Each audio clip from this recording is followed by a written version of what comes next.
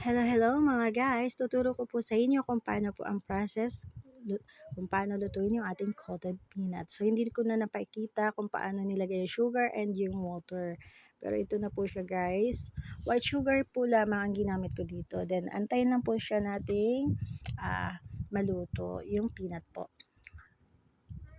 So, hayaan lang natin siyang kumulo ng kumulo hanggang sa mag-reduce yung water and then lumapot po siya. So, habang hinihintay, maglaba po muna tayo. Aminin, mga mother dyan sa labas, tayo po ay multitasking everyday. So, ito po, habang nagluluto, naglalaba si nanay.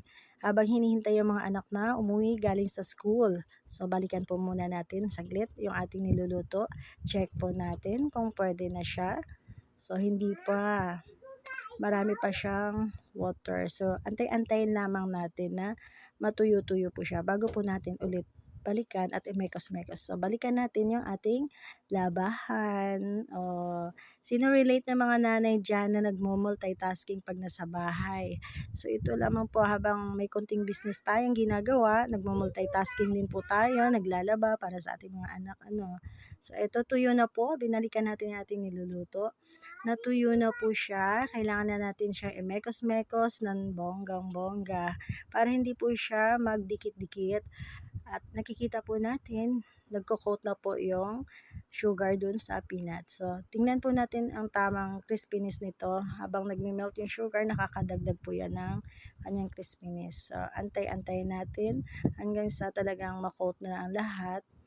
Natutunan ko lang po ito sa mother ko nung maliit pa ako. Ito po yung kanyang business. So, minana po natin. At yan guys, ganyan lang po gawin yung coated peanut. Nawa, meron sunod nito and then magamit nyo po. Pwede nyo gawing business o pwede nyo gawing pang regalo. Usong-uso po yan yung mga brittled peanut, ayan, coated peanut, mga panutsa, ganun.